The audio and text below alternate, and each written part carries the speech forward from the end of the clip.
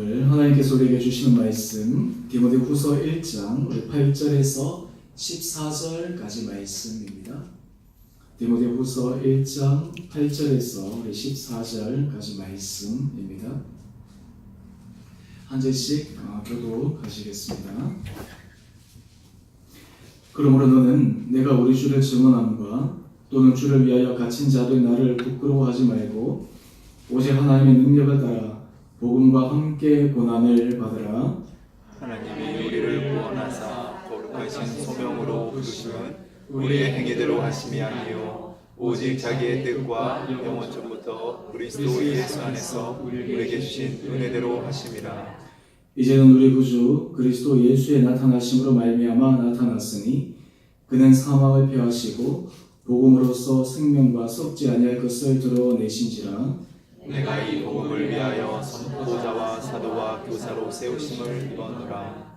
이로 말미암아 내가 또 이 고난을 받되 부끄러워하지 아니함은 내가 믿는 자를 내가 알고 또한 내가 의탁한 것을 그날까지 그가 능히 지키실 줄을 확신함이라. 너는 그리스도 예수 안에 있는 믿음과 사랑으로서 내게 들은 바 바른 바를 본받아 지키고 우리 안에 거하시는 같이 읽읍시다. 우리 안에 거하시는 성령으로 말미암아 내게 부탁한 아름다운 것을 지키라. 아멘. 아멘. 오늘 10월 17일 우리 수요일에 나오신 여러분 한분한분들을 주님 이름으로 축복합니다. 네, 우리 중사님 제일 앞에 앉아서 아멘 아멘 하니까 아주 그냥 힘이 나고 좋네요. 네. 보통 우리 교육자들 보면 이 예배 드릴 때 이상한 자꾸 뒤에 앉는데 우리 중사님 항상 앞쪽에 앉으시니까 너무 좋은 것 같아요. 오늘 또 이게 친구분도 같이 이렇게 오셔가지고 더 좋은 것 같습니다. 여러분 우리 복음을 영어로 뭐라고 하죠? 가스펠. 또 그것을 굿뉴스죠. 굿뉴스 뜻이 뭐예요? 좋은 소식. 기쁜 소식, 좋은 소식이잖아요. 근데 정말 아이러니한 것은 굿뉴스, 그러니까 복음, 좋은 소식을 사람들에게 전하면 환영받아야 되겠어요? 아니면 사람들에게 배척당해야 되겠어요? 상식적으로 생각하면 굿뉴스인데 사람들에게 환영받고 어떤 의미에서 어떻게 이런 소식을 왜 진짜 나한테 알려주지 않았냐라고 얘기하면서 지금이라도 알려줘서 너무 고맙고 좋다라고 해야 할 터인데 실상 우리 삶 가운데서 이 굿뉴스라고 하는 복음을 사람들에게 전했을 때 대부분의 사람들의 반응은 어떠합니까? 아니 어떻게 지금까지 이런 소식을 내가 모르고 있었나요? 어떻게 이런 소식을 나한테 알려주시나요? 라고 해서 감사하고 기뻐하고 막 감격해서 받는 사람들보다 뭔가 좀 얘기하려고 하면 됐어요 대신 바쁘고 뭐 이렇게 하는 사람들을 우리가 더 자주 만날 수 있지 않습니까? 참 우리가 성경에서 주님께서는 이 복음은 이 가스펠은 굿뉴스인데 정말 놀라운 소식이요 기쁜 소식이요 행복의 소식인데 어떻게 이 굿뉴스가 전파될 때는 오히려 사람들에게 환대를 받고 사람들에게 어떤 의미에서 너무너무 찬사를 받는 대신 사람들에게 배척을 당하는가. 너무너무 아이러니한 것이죠. 우리가 굿뉴스라고 얘기하는데 어떻게 이런 일이 일어날 수가 있는가. 오늘 우리가 함께 읽었던 본문 말씀에는 바로 이 굿뉴스 복음을 가지고 하나님께서 그에게 맡기신 사명대로 살아간 이 사도 바울이 이 복음으로 살아갈 때 굿뉴스를 전할 때 감당해야 될 고난에 대해서 우리들에게 소개해 줍니다. 우리 지난 주일 우리 온 가족으로 초청 주일이었는데 우리 보니까 우리 가족 중에서 이제 오신 분도 있고 대부분은 우리 성도들 이렇게 쭉 오셨습니다. 1부 때 제 육촌 형이 왔어요. 이분은 제가 오랫동안 연락도 안 한 분이었는데 어떻게 이 소식을 들었는지 왔어요. 집이 저 일산에 있습니다. 그래서 일산에 있는데 이까지 오고요. 일산에서 병원 왔는데 그래가지고 제가 깜짝 놀라가지고 처음에 앉아있는데 제가 뒤쪽에서 보니까 아내가 여보 낯선 사람이 한 명 왔어요 이러더라고요. 그래서 제가 이 죽으러 갖다 주려고 딱 옆에 가보니까 육촌 형인 거죠. 아마 제 아내도 최근에 못 봤으니까 아마 잘 이렇게 감지를 못한 것 같은데 그래서 이렇게 반갑게 인사하고 그러면서 오늘 우리 초청 주일이어서 그랬더니 알고 있다고. 그래가지고 1부 때 김남재 집사님하고 그리고 우리 그 육촌 형하고 두 명이서 예배를 드렸어요. 그래서 하여튼 그 예배 자리가 숫자는 적었지만 저 개인적으로는 어떤 데서 참 깊은 감동이 있는 그러한 예배였습니다. 그 이제 형님의 아버님도 목사님이세요. 대구에서 이게 목회를 하셨다가 이제 은퇴하시고 그 교회 이제 장로님이 계대 총장이신데 이제 은퇴하신 목사님 이제 원로 목사님이죠. 그 목사님을 그 계대 이사장으로 이렇게 취임을 해서 은퇴하고 나서 오히려 또 이제 인생이 또 자유롭게 활동을 더 많이 할 수 있는 그런 게 되었는데요. 이제 그 형이 이제 우리 교회 와서 하면서 저한테 문자를 이렇게 보냈습니다. 이 동생이 이렇게 참 하나님 앞에서 이 사명을 감당하고 있는 모습을 보니까 얼마나 감사한지 모르겠다고. 그래서 예배를 드리는 내내 너무 감동하고 너무 감격해가지고 내가 정말 울 뻔했는데 내가 참고 내가 예배를 드렸다고. 그러면서 저한테 문자 와서 당장 식사를 한번 하자고. 그래가지고 알겠다 했더니 뭐 굉장히 또 성격이 급하더라고요. 그래서 다음 주 중에 바로 식사 한번 하자고. 그래가지고 얘기를 했는데요. 저는 그 이제 육천형을 통해서 제가 느끼는 게 우리가 이 안에서 우리 공동체 안에서 예배를 드리지만 우리 주변의 사람들은 이 공동체 안에 교회가 세워지고 하나님의 사람들이 이 안에서 예배를 드린다고 하는 것이 얼마나 귀하게 바라보는가.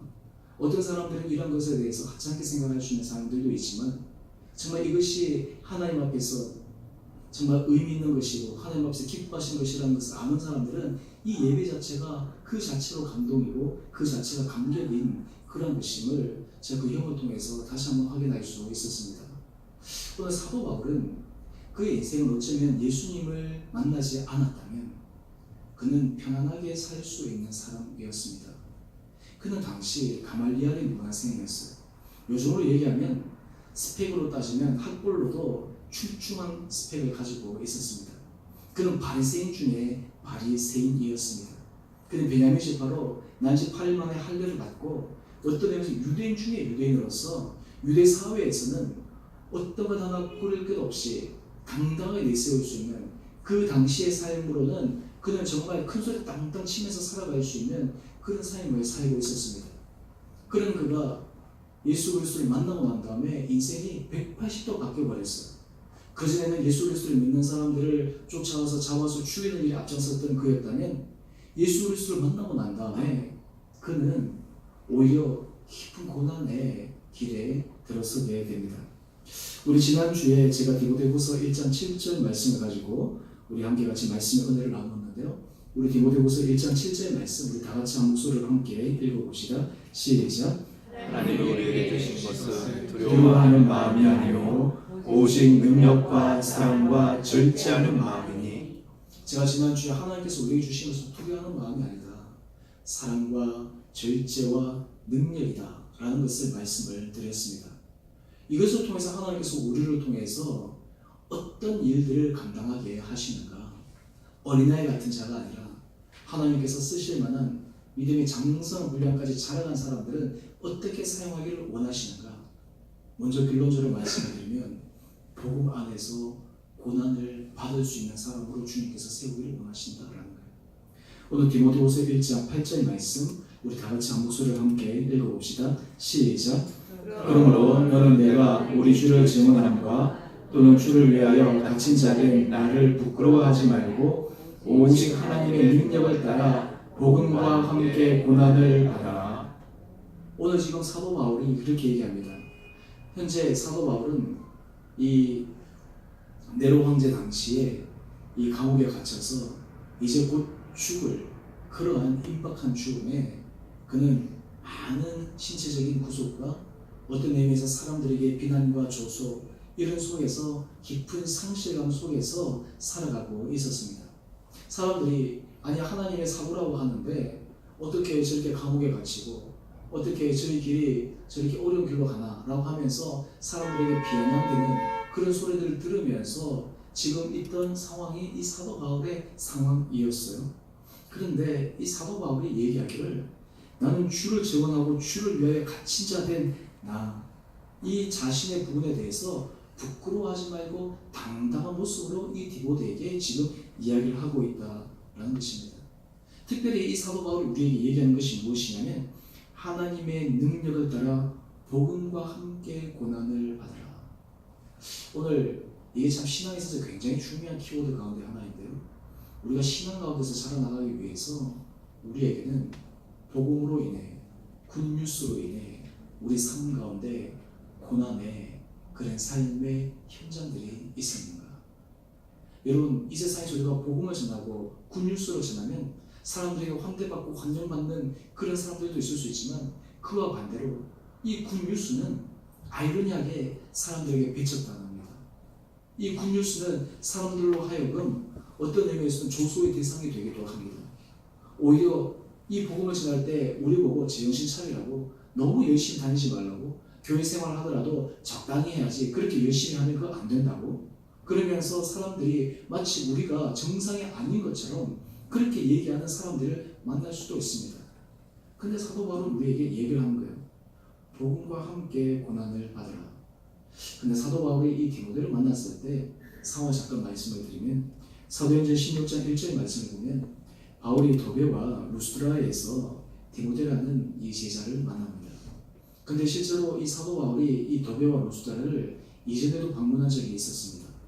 사도행전 14장에 보게 되면 거기는 한 안진뱅이가 있었어요.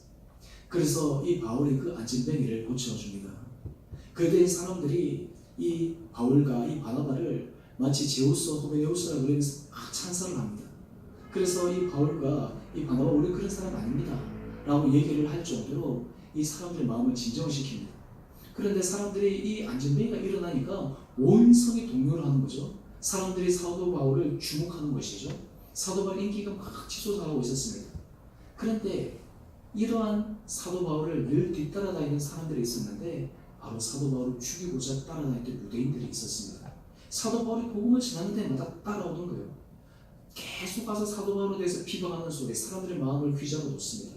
사람들로 하여금 이 사도 바울로 대적하게 만듭니다. 그래서 이 루스드라와 더베에서 어떤 일이 일어나냐면, 유대에서 이 이고니온에서 그리고 안디옥에서 온 사람들이 이 사도 바울을 모함하고, 그래서 사도 바울을 돌로 치게 만듭니다. 그래서 그만 죽게 되었어요. 그래서 사람들이 이 사도 바울이 죽은 줄 알고 떠나가는데 하나님께서 이 사도 바울을 살려주셨어요. 여러분, 복음을 전하다가 돌에 맞아서 죽을 지경이면 다시 복음을 전하고 싶겠습니까? 그런데 이 사도 바울은 다시 그 성으로 들어가서 복음을 전합니다. 뿐만 아니라 다시 사도행전 16장에 보면 다시 자기가 돌을 맞아서 죽을 뻔했던 그 장소에 다시 가서 이 사도 바울은 복음을 전하고 있습니다. 오늘 그것이 디모데후서 3장 11절의 말씀인데요. 이 디모데는 사도 바울이 이러한 것을 다 알고 있었어요. 박해를 받는 것, 고난, 안디옥, 이고니온, 루스드라에서 당한 일, 그리고 심지어는 죽기까지 임했던 그 상황 가운데서 나를 살려주셨던 그 하나님, 이러한 것을 다 알면도 불구하고 이 디모데는 사도 바울이 한결같이 그 길을 걸어가고 있다라고 하는 것에 대해서 그는 깊은 존경심과, 때로는 나도 저 길을 걸어갈 수 있을까라고 하는 두려운 마음이 그 가운데 상존하고 있었습니다. 사도 바울은 이 디모데를 만났을 때 그를 고난을 통해서도 만났을 뿐만 아니라 지금 편지를 보내고 있는 이 상황 가운데서도 그는 감옥에 갇혀 있었고요. 심지어는 어떤 상황에 처해 있었냐면, 디모데후서 1장 15절 말씀을 보면 그는 이렇게 고백합니다. 아시아에 있는 모든 사람이 나를 버린 일을 내가 아나니 그 중에는 부겔로와 허몬에게도 있느니라. 여러분, 사도 바울이 얼마나 비참하겠어요. 자기가 복음의 씨앗을 뿌린 사람들이, 자기가 정말 온 힘을 다해서 목숨을 걸고 사람들을 양육하고 세워놓았던 사람들이 다 자기를 배척하고 떠난 거예요. 자기에게 등을 돌린 것이죠. 심지어는 자기에 대해서 안 좋은 험담을 하면서 돌아다니는 그런 사람들이 있었습니다. 보통 이쯤 되면 보통 사람들 같으면 어떠했을까요? 내가 뭐하러 내가 이런 길을 들었었을까? 어쩌면 하나님에 대한 원망이 있을 수도 있습니다. 하나님, 왜 나를 이 길로 들어서게 하셨습니까? 이 복음의 길, 예수 그리스도 지나는 것이 얼마나 귀한 길인데 왜 내게 꽃길을 열어주셔야 되는데 오히려 나에게 이 가시밭과 같은 길만 내게 계속 열어주십니까? 여러분, 우리가 복음을 다른 사람들이 전하고 이 복음의 길을 걸어갈 때 앞으로 우리 길이 가시밭길이다 라고 했을 때 사실은 그 길을 담대하게 걸어갈 수 있는 사람들이 많지 않을 것입니다. 혹자는 이 로마 제국이 기독교를 국교로 공식적으로 인정한 것이 기독교의 승리, 라고 이야기를 합니다. 근데 제가 예전에도 말씀을 드린 것이지만 이 신학적으로 교회사적으로는 그것을 다른 각도에서 봐요. 어떻게 보냐면 그전에는 이 사람들이 예수 그리스도를 믿는다라고 하는 것은 목숨을 걸고 믿었어요. 예수 그리스도를 믿는다라고 하는 것은 세상과 타협하지 않는 순결한 믿음을 가지고 있었어요. 그런데 기독교가 국교로 되고 난 다음에 어떤 일이 발생하냐면 모든 사람들이 다 그리스도인이 된 거예요. 로마 시민이 되기 위해서는 세례를 받아야 했습니다. 한마디로 얘기해서 예수 그리스도를 인격적으로 예수 그리스도를 온전히 구주로 고백하지 않는 사람도 그냥 종교적인 사람이 되는 거예요. 무늬만 크리스찬이 되는 거예요. 그러다 보니까 이 기독교가 그 안에 신앙생활을 하는 사람들이 어떤 정신이 순결한 정신에서부터 사라지기 시작하고 그냥 희미한 세상의 사람들과 별반 다를 바시 없는 그런 삶의 모습으로 되어지는 거예요. 사실 기독교의 타락은 그때부터 시작되었다라고 교회 역사가들이 얘기하는 사람들도 있습니다. 사실 기독교가 제대로 정신을 발휘할 때는 언제냐면 순교의 때입니다. 기독교가 정말 복음의 온전한 정신을 회복할 수 있을 때는 예수 그리스도를 믿었을 때 오히려 그 길을 걸어갈 때 내 모든 것을 잃을 수 있는 그런 순간 가운데서도 예수 그리스도를 습득할 수 있는 그것 때 우리가 복음의 놀라운 진리를 발견합니다. 하나님께서 우리를 붙들어 주시는 놀라운 생명의 능력과 기적을 체험할 수가 있습니다. 오늘 사도 바울이 이러한 고난을 그는 이렇게 우리에게 이야기를 하면서 이 일은 자기만의 문제가 아니라는 거예요. 예수 그리스도를 제대로 따라가려고 하는 사람들은 누구나 감당하고 누구나 준비해야 될 그런 마음의 자세다라는 것입니다. 여러분, 우리가 이 세상을 살아갈 때 하나님께서 우리들에게 은혜 복을 허락하여 주십니다. 하나님께서 우리 인생 가운데서 생각할 수 없는 그런 축복의 길을 우리에게 허락하여 주십니다. 또한 동시에 우리가 제대로 예수 그리스도를 믿기 시작하면 우리가 짊어져야 될 십자가가 있습니다. 복음으로 인해서, 굿뉴스로 인해서 우리가 감당해야 될 고난이 있다라고 하는 거예요. 사실 어떤 의미에서 우리가 신앙생활을 할 때 예수 그리스도로 인해서, 예수 그리스도 믿는 걸로 인해서 내가 하나도 고난도 없고 어려움도 없다라고 하는 것은 다시 우리의 삶을 한번 반추해 보아야 될 부분입니다. 이런 어떤 의미에서 우리 삶에 있어서 내가 신앙생활을 하는 데 있어서 나에게 걸림돌이 되는 것 같은 그런 상황이나 사람이나 이런 것들은 오히려 우리로 하여금 신앙 안에서 새롭게 마음을 다잡을 수 있는 그런 결정적인 사람이요 사건이다라는 것을 우리는 기억해야 합니다. 오늘 사도 바울은 그러면 왜 우리가 이 그리스도인으로서 그리고 하나님의 사람으로서 이 고난을 기꺼이 감당하고 또 그리고 그것을 해야만 하는가? 사도 바울은 자기의 상황을 설명하면서 우리들에게 몇 가지를 알려줍니다. 먼저 첫 번째는 디모데후서 1장 9절 상반절의 말씀인데 하나님이 우리를 구원하사 거룩하신 소명으로 부르시니 자기가 이 길을 기꺼이 걸어갈 수 있었던 것은 하나님께서 자기를 불러주셨다라고 하는 거예요. 여러분, 우리 안에 이런 고백이 있어야 됩니다. 하나님이 나를 부르셨다. 하나님이 나를 불러주셨다. 여러분의 삶에 하나님이 나를 부르셨다라고 하는 그런 고백이 여러분 있습니까? 하나님께서 정말 나를 부르셨다. 그것에 대해서 우리가 확실한 어떤 증거들을 가지고 있을 때 우리의 삶에 있어서는 때로는 힘들고 어려운 가운데서도 흔들림이 없습니다. 특별히 이 목회자들이나 이 주의 여러 가지 중책을 담당하는 그런 직분자들은 하나님께서 자기를 부르신 그 부르심에 대한 분명한 확신이 있어야 돼요. 왜냐하면 모든 주의 일을 감당할 때는 항상 좋은 일이 일어나는 것만 아니거든요. 사도 바울처럼 예기치 않는 고난도 그리고 믿었던 사람들의 배신도 또 그리고 사람들의 조소와 비난 이런 것들이 숱하게 그 앞에 기다리고 있기 때문에 그렇습니다. 그런데 그런 것을 넘어설 수 있는 그 방법은 하나님께서 나를 부르셨다. 하나님께서 나를 부르셨다라고 하는 그 부르심에 대한 분명 확신이 있어야 된다라고 하는 거예요. 특별히 디모데후서 1장 11절 우리 말씀을 보게 되면 사도 바울은 이렇게 이야기를 합니다. 내가 이 복음을 위하여 선포자와 사도와 교사로 세우심을 입은노라. 이로 말미암아 내가 또 이 고난을 받고 부끄러워하지 아니하노라. 사실 우리 수협에 나오신 여러분들은 우리 교회에서 신앙생활을 함에 있어서도 좀 중시적이고 좀 더 핵심적인 그런 자리에 있는 사람들인데요. 하나님께서 우리들에게 각각의 자리에 어떤 일들을 맡겨 섰을 때는 그 맡긴 자리로 말미암아 우리가 감당해야 될 짐들이 있습니다. 우리가 감내해야 될 그런 고난들이 있습니다. 우리가 그런 것을 기꺼이 생각하지 않고 우리가 이 길을 걸어가게 될 때 때로 우리 마음이 시험될 수도 있습니다. 우리 마음이 흔들릴 수도 있습니다. 우리 마음이 사람으로 인해서 괴로울 수도 있어요. 근데 이 사도 바울은 얘기합니다. 하나님께서 나를 복음을 위해서 선포자와 사도와 교사로 나를 세워주셨다라고 하는 거예요. 오늘 여러분들 가운데 우리 교회를 위해서 뭐 구역 리더로 또 성가대로 또 예를 들면 식당 봉사로 이렇게 여러분들 한 사람 한 사람 맡은 자리에서 다 불러주셨는데 여러분 주의 몸된 교회를 섬길 때 기쁨과 즐거움과 행복도 있지만 또 우리가 감내해야 될 그런 어려움도 다 있습니다.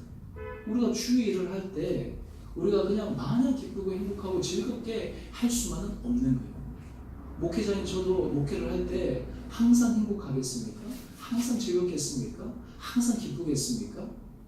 우리 교인들이 힘들고 어려울 때 그런 것을 보면 늘 주님 앞에 기도하면서 함께 가슴 아파하고 때로는 예기치 않은 여러 가지 일들 가운데서도 여러 가지 그 일들로 인해서 그냥 하나님께서 그 일들을 감당하게 하시는 거예요. 근데 그때마다 우리가 감사할 수밖에 없는 이유가 무엇입니까? 하나님께서 그 일을 맡아서 할 수 있는 그 길로 우리를 부르셨다라고 하는 거예요. 요즘 여러분 그 성경 쓰기 열심히 하시죠? 우리 보니까 오건사님하고 우리 정호사님 두 분이 막 너무 지금 많이 쓰셔가지고 도리어 사람들이 따라갈 수 없을 정도로 앞으로 막 나가시더라고요. 이 보니까 거의 지금 쓰시는데 하루 종일 매달리시는 것 같아요. 그죠? 저도 지금 이렇게 성경 쓰게 하는데 저도 이제 정해놓고 이제 뭐 하루에 한 며칠씩 써야 되겠다 이렇게 마음 먹고 이렇게 쓰고 있습니다. 주로 이제 새벽기도 마치고 이제 아침 시간에 이제 기도 끝나고 이렇게 좀 쓰고 이제 그렇게 하는데요. 오늘 제가 이제 설교 준비하고 하면서 잠깐 이제 중간에 좀 쉬면서 이제 성경 쓰기 그 열어가지고 막 이렇게 타이핑하기 시작했어요. 참 놀라운 것은 오늘 제가 이제 이 요한 1서 말씀, 요한복음 말씀 이렇게 막 타이핑하기 시작하는데 이 예수 그리스도가 우리를 위해서 죽으시고 우리를 사랑하셨다 라고 이 대목을 막 치는데 늘 읽던 성경이잖아요. 늘 아는 말씀이잖아요. 근데 오늘따라 그 말씀을 치는데 갑자기 제 안에 깊은 눈물이 막 이렇게 마음속에서부터 막 일어나는 거예요. 그래서 치다가 스탑하고 하나님 어떻게 참 우리를 위해서 당신의 독생자 아들 예수 그리스도를 십자가에 죽기까지 우리를 사랑하셨습니까? 어떻게 주님께서 이 땅에 오셨을 때 그런 수치와 고난과 멸시와 모멸을 기꺼이 감당하셨습니까? 우리를 위해서. 주님도 그런 것을 감당하셨는데 우리는 이 땅을 살아가면서 주의 길을 걸어간다고 하면서 조그마한 일, 사소한 것 그런 걸로 인해 가지고 때로는 힘들어하고 어려워하고 주님 앞에서 때로는 불평불만했던 우리들의 모습을 생각하니까 하나님 앞에 부끄러운 마음밖에 없는 거예요. 오늘 주님께서 우리에게 말씀하십니다. 복음 안에서 나와 함께 고난을 받으라. 이것이 신앙 안에서 성숙한 사람입니다. 여러분 부모가 자녀를 기를 때 비록 결혼하고 나서 아이를 놓고 나면 비로소 어른이 된다라고 하잖아요. 왜 그래요? 아이를 위해서 자기를 희생해야 될 부분이 참 많잖아요. 아이를 위해서 많은 것들을 내어놓아야 되잖아요. 그런데 그것을 통해서 그 수고와 때로는 그 키우는 그 고난과 어려움이 자기로 하여금 인격적으로 신앙 안에서 성숙하게 만드는 그런 방법이잖아요. 우리가 복음 안에서 고난을 우리가 받는다라고 하는 것은 다른 말로 하면 하나님께서 우리로 하여금 예수 그리스도께서 우리를 향하신 그 깊은 사랑으로 우리를 초대하신 거예요. 우리를 불러주신 거예요. 여러분 세상에서 우리가 어떤 직이라든지 세상에서 어떤 좋은 어떤 그런 자리에서 우리가 부름을 받아서 우리가 자랑하는 그런 것이 아니라 하나님께서 우리를 부르셔서 우리에게 하나의 일을 맡기시면 그 일이 얼마나 우리에게 귀하고 감사한 것인가 라는 것을 고백하는 것이 우리에게 필요한 중요한 자질입니다. 하나님께서는 그 일들을 맡겼을 때 그 일들을 통해서 감당할 수 있는 많은 힘을 주세요. 때로는 힘들고 어려운 가운데서도 그것을 위해서 주님을 바라볼 수 있도록 주님은 철저하게 우리를 붙들어 주십니다. 오늘 지금 이 사도 바울은 또한 이러한 자기를 부르시는 소명에 대해서 또 이렇게 그는 고백을 하고 있습니다. 디모데후서 1장 9절의 말씀인데 오늘 그는 이렇게 고백합니다. 하나님이 우리를 구원하사 거룩하신 소명으로 부르심은 우리의 행위대로 하심이 아니요. 여러분 우리가 잘나서 하나님께서 우리를 부르신 것이 아니라는 거예요. 우리가 뭐 내세울 것이 있어서 하나님께서 우리를 불러주신 것이 아니라는 거예요. 하나님은 어떤 의미에서는 우리가 내세울 만한 그런 것들이 하나님 앞에서 하나도 중요한 조건이 되지가 않아요. 하나님께서 우리를 부르신 것은 전적인 하나님의 사랑이요 은총이요 하나님의 섭리다라고 하는 것을 우리는 기억해야 합니다. 오직 자기의 뜻과 영원 전부터 그리스도 예수 안에서 우리에게 주신 은혜대로 하시며 만세 전부터 택하셔서 하나님께서 우리를 부르신 그 하나님의 놀라운 사랑, 우리가 이것을 기억하기 시작하면 우리의 삶은 새로운 차원에서 다르게 반응할 수가 있습니다. 여러분, 오늘 여러분에게 맡기신 여러분이 이 예배 자리나 여러분 자리에서 작은 일 하나라도 여러분 마음속에 이상 하나님께서 내게 맡기신 일이다. 그것을 생각하는 사람, 그것으로 인해서 마음속에 확증하는 사람은 바로 하나님께서 기뻐하시는 거룩한 은혜 자리에 동참하고 있다라고 하는 것입니다. 오늘 이 사도 바울은 이어서 이야기를 합니다. 디모데후서 1장 10절의 말씀인데요. 우리 구주 예수 그리스도의 나타나심으로 말미암아 나타났으니 그는 사망을 폐하시고 복음으로써 생명과 썩지 아니할 것을 드러내시니라. 이게 무슨 말이에요? 예수님께서 죽으셔서 부활하신 것처럼 우리도 마지막 때 주님께서 우리를 살리셔서 부활의 은혜의 놀라운 자리로 우리를 부르신다라는 거예요. 여러분, 우리 모든 믿는 성도들이 가져야 될 가장 큰 기대와 소망은 무엇이냐면 하나님 앞에서 마지막 받을 그 리워드입니다. 하나님께서 우리에게 베푸르신 그 마지막 상급을 기대하면서 오늘도 힘있게 걸어가는 거예요. 우리가 이 땅 가운데서 보상을 받는 것보다 더 중요한 것은 하나님 앞에 섰을 때 하나님께서 우리에게 주신 그 리워드를 우리가 어떻게 감당할 수 있을 것인가. 그것이 가장 큰 선물이요 가장 큰 우리의 기대의 상황이 되어야 된다라는 것입니다. 그러면서 이 사도 바울은 이런 마음을 가질 때 오늘 디모데에게 이렇게 권면하고 있습니다.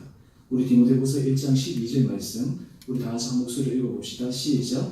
내가 또 이 고난을 받되 부러워하지 아니함은 내가 믿는 자를 내가 알고 또한 내가 의탁한 것을 그날까지 내가 능히 지키실 줄을 확신하노라. 아멘.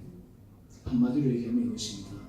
하나님께서 마지막까지 우리를 붙들어서 능히 지켜주실 것이다.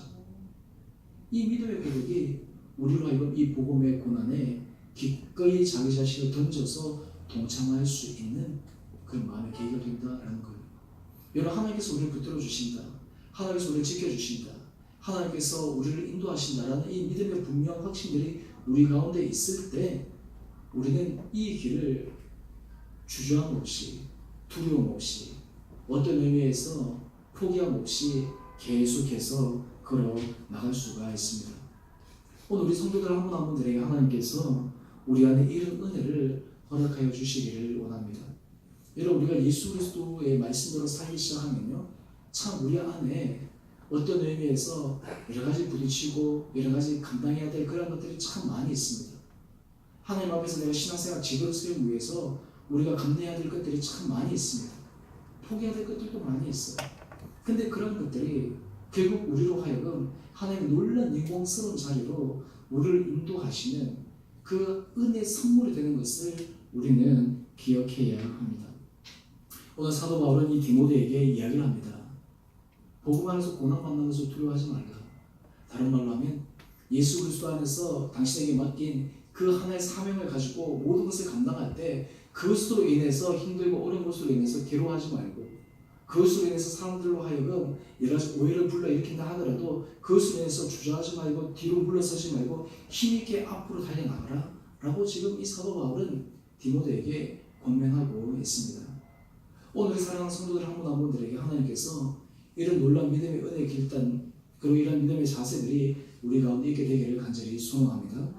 사실 우리 그리스도인들을 다르게 표현하면 십자가 군사, 십자가 병사라고 이야기를 하잖아요. 어떤 의미에서 전쟁 이렇게 하면 좀 요즘 현대하고는 맞지 않는 것 같은데, 날마다 우리가 걸어가는 이 길은 시한 영적 싸움에 우리가 있다라고 하는 것을 우리는 기억해야 합니다. 사람이나 환경을 우리가 얘기하는 것이 아니라 그 뒤에서 역사하는 영적인 세력, 그것과 우리가 맞서서 하나님 일을 감당하고 있다라고 하는 것을 우리가 반드시 기억해야 된다라는 것이에요. 여러분, 고난을 당할 때, 어려움을 당할 때 때로는 힘듦을 당할 때 그때 우리가 기억해야 될 것은 하나님께서 나를 기뻐하시는구나. 하나님께서 이것을 통해서 내게 은혜를 주시는구나. 하나님은 하나님의 사람들을 만들어 가실 때 고난을 통해 어려움을 통해 하나님께서 그 사람을 만들어 가십니다. 여러분 성경의 인물들을 여러분들 쭉 한번 보세요. 성경의 인물들 가운데 하나님 앞에 쓰실 모든 사람들은 다 고난의 자리가 있었어요. 고통의 자리가 있었어요. 어려움의 자리가 있었어요. 힘듦의 자리가 있었어요. 하나님 저는 못합니다. 나는 도저히 일을 감당할 수 없습니다. 라고 얘기하는 그러한 아우성이 다 그 가운데 있었어요. 근데 결국에는 하나님 손에 붙잡히니까 하나님께서 사용하시는 거죠. 오늘 복음 안에서 우리가 이 길을 걸어갈 때 하나님은 우리를 통해서 복음의 진정 은혜와 능력이 드러날 줄 믿습니다. 여러분 우리가 어떻게 사람을 언어로 우리 마음으로 설득할 수 있겠어요? 복음의 진정 은혜와 능력이 우리 가운데 임했을 때 사람들에게 전해져야 되는 것이 아니겠어요? 이번 주에 제가 한 목회자를 만났는데 이제 그분은 이제 계속하는 목사님이신데 이제 교회가 보니까 저한테 그러더라고요. 저는 지금 예배를 3명이서 드린대요. 그래가지고 처음에 이제 할 때 1명, 2명, 3명 해서 이렇게 설교를 하고 이렇게 예배를 드리는데 그러면서 이런 얘기를 하더라고요. 올해까지 내가 하나님 앞에 기도하는 하나님 2명만 더 오게 해서 5명만 예배 드리게 하면 너무 좋겠다고. 그래서 제가 막 웃으면서 얘기했어요. 야 3명에서 2명 더 오면 성장률이 67%인데 그건 어마어마한 거다. 그러면서 얘기하는 거예요. 야 진짜 이 한 영혼 한 생명이 주님 앞에 오는 것이 얼마나 어려운가라는 것을 정말 더 뼈저리게 느낀다라는 거예요. 여러분 우리 교회도 그렇잖아요. 우리가 주일 초청주일 할 때 우리 교회도 보니까 아마 여러분들 초청할 때 데려오신 분도 있지만 대부분은 아마 못 데려오셨죠. 그만큼 쉽지 않다는 거죠. 어렵다라고 하는 거예요. 사람들이 좋은 소식 복음이라고 얘기해도 사람들이 그 좋은 소식 복음이라고 생각하지 않는 거예요. 자기에게 유익하다고 생각하지 않는 거예요. 지난번 우리도 이게 정말 굿뉴스인가? 이게 정말 행복한 소식인가? 라는 것에 대해서 주저주저하는 마음들도 우리 가운데 있기도 하고. 그런데 우리가 이 길을 주저함 없이 끊임없이 끝까지 달려나가야 되는 것은 하나님께서 이 길을 통해 때로는 내가 힘들고 때로는 장애를 만나고 때로는 우리가 여러 가지 실패와 좌절과 절망에 처한다 할지라도 그 모든 것이 예수 그리스도 안에서 이것을 감당하게 되면 하나님께서 우리에게 주시는 놀라운 은혜 상급이 있음을 믿음으로 고백하며 걸어가는 사람, 이것이 바로 하나님께서 기뻐하시는 믿음의 사람이다 라는 것입니다. 저는 우리 교회 성도님 한 분 한 분들 저는 그렇게 생각합니다. 사람의 많고 적음은 우리 안에 정말 일당백과 같이 정말 그러면서 감당할 수 있는 사람이 있느냐 없느냐. 제가 육촌형 얘기를 했는데 육촌형이 저한테 문자를 보내면서 그렇게 저한테 썼더라고요. 사람의 많고 적음에 너무 마음 돌리지 말고 하나님께서 주신 그 부르심을 따라서 최선을 다해서 달려가십시오. 우리가 그때 하나님께서 우리들에게 사람을 붙여주시지 않겠어요? 그럴 때 하나님께서 우리들에게 한 영혼을 맡기시지 않겠습니까? 오늘 우리가 이런 마음들이 있을 때 하나님께서 우리를 통해서 거룩한 은혜 공동체가 되리라 확신합니다. 우리가 왜 복음을 전해야 합니까? 우리 교회가 왜 사람들에게 전도하고 이 교회가 성장에 대해서 우리가 꿈을 꾸고 있습니까? 단지 우리 안에 우리 교회가 뭐 사람들 숫자가 많아지고 나중에 교회 짓고 이래가지고 성장하고 그런 모습들로 인해가지고 우리 안에 자고하고 자만하고 어떤 자랑을 삼기 위해서 하는 것입니까? 아니죠. 오히려 그것을 통해서 하나님 앞에서 우리가 정말 우리가 한 사람 한 사람 우리 공동체가 주님 앞에서 거룩한 은혜의 통로로 수행받는다는 것을 믿음으로 고백하면서 때로는 그 길이 고난의 길이, 어려움의 길이, 아픔의 길을 할지라도 기꺼이 감당해야 되겠다라는 믿음의 고백이 있을 때 하나님께서 우리에게 붙여주시지 않겠어요? 우리 마음 가운데 우리 공동체가 말로만 사랑의 공동체가 아니라 정말 형제들을 향해서 따뜻한 사랑으로 바라볼 수 있고 정말 깊은 사랑의 교제를 나눌 수 있고 이번 주 구역 성경 공부가 교재인데 제가 이제 구역 리더들하고 이제 공부를 하겠지만 우리가 정말 하나님 앞에서 정말 진정한 사랑과 진정한 이런 나눔을 할 수 있는 그런 거룩한 공동체를 만들어 하기 위해서 우리 한 사람 한 사람들이 감당해야 될 고난과 어려움과 괴로움 이런 것들은 하나님께서 우리에게 주신 상급과 같은 거예요. 저는 바라기는 이런 것을 생각하면서 여러분들 각자의 자리에서 하나님께서 우리에게 주신 이 복음을 위해서 기꺼이 내가 이 길을 감당하리라 라고 하는 믿음의 결단이 저와 여러분 가운데 있게 되기를 주님 이름으로 축원드립니다. 우리 함께 같이 우리 찬양하겠습니다. 우리 찬송가 543장입니다.